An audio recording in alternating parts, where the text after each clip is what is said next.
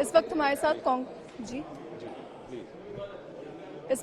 कांग्रेस के वरिष्ठ नेता व दिल्ली से स्टार प्रचारक अनिल भारद्वाज जी हैं। सर, 7 सीटों पर लगातार भाजपा अपना दावा कर रही है और आज प्रेस वार्ता में आपने होगी नौकरियों की बरसात की बात की, तो किस तरीके से ये नौकरी की बरसात होगी? देखिए, सबसे ज़्यादा बड़ा नारा जिसने नौजवान को, एक युवा को, जो सबसे युवा देश है भारत, जिसका नौजवान ये उम्मीद में आ गया, आकर्षण में आ गया नारे के, जो भाजपा ने और उसके नेता ने 2014 के आम चुनाव में लगाया था कि हमारी सरकार बनाइए, 2 करोड़ रोजगार हर साल हम देंगे नौजवानों को।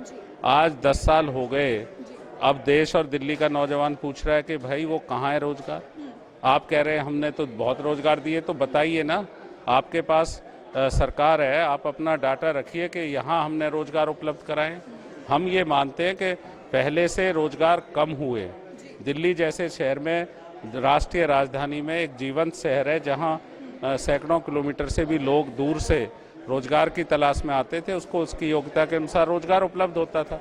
आपने जो प्राइवेट सेक्टर दिल्ली में बड़े संख्या में रोजगार देता था, चाहे वो हाउस होल्ड इंडस्ट्री हो, टिनी मिनी इंडस्ट्री हो, जो छोटे प्रतिष्ठान हों, व्यापारिक प्रतिष्ठान जो छोटे हैं जिसमें 10 लोग, 20 लोग, 15 लोग काम करते हैं, आपने, आपकी जो नीतियां हैं वो बड़े उद्योगपतियों के लिए, पूंजीवाद के लिए, उसको तो आपने क्रैश कर दिया। तो रोजगार आप कहां से देंगे? बल्कि आपकी सरकार ने रोजगार कम कर दिए। बीजेपी का कहना है कि हमने जो है वो स्वरोजगार की बात की है। हम चाहते हैं कि लोग खुद अपने आप को खड़ा करें और वो मुद्रा लोन की बात करते हैं। वो बयान निकाल लें, उसमें स्वरोजगार शब्द कहीं नहीं था।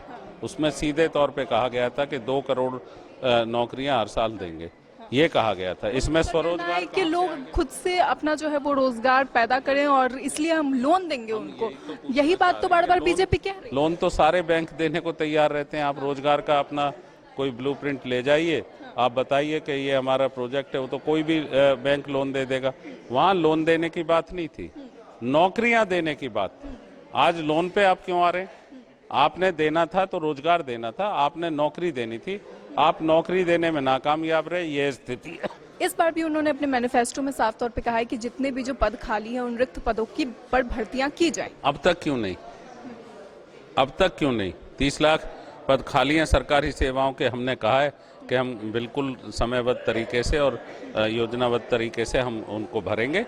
आज आप क्यों कह रहे हो अब तक क्यों नहीं? आपकी 10 साल से सरकार है, आपने क्यों नहीं भरे? आगे आप कह रहे हैं अब के भरेंगे, अब के क्यों भरेंगे भाई? अब तक क्यों नहीं भरा? सवाल तो यही है ना। हमने जब कहा कि हम इन खाली पदों को भरेंगे तो आप भी कहने लगे हम भरेंगे। अरे भैया, आपकी तो सरकार है, आपने भरे क्यों नहीं? ये सवाल है। सर, स्टार प्रचारक के तौर पे आप किस तरह से देखते हैं कि अरविंद केजरीवाल बाहर आ चुके हैं, कितना प्रभाव पड़ेगा लोकसभा चुनाव पर? देखिए, निश्चित तौर पे 6 सांसद बदलने का, चेहरे बदलने का जो रास्ता है वो ये बता रहा है कि एंटी इनकम्बेंसी बहुत थी इन सांसदों के खिलाफ, इस पार्टी के खिलाफ। ये चेहरा बदल के उम्मीदवारों का किसी भी तरह जीतना चाहते हैं, लेकिन अब के संभव नहीं है। अब के जनता बदलाव के मूड में, विशेषकर नौजवान जो हताश है, निराश है इनके नीतियों से, वो एक बड़े बदलाव के रूप में काम कर रहा है। तो यहाँ अब इंडिया गठबंधन। स्वाति मालीवाल के मामले को किस तरह से देखते हैं? No comments. ठीक है, तो ये थे हमारे साथ अनिल भारद्वाज जी। कैमरा जर्नलिस्ट राधे के साथ मैं सौम्या मिश्रा, A1 TV।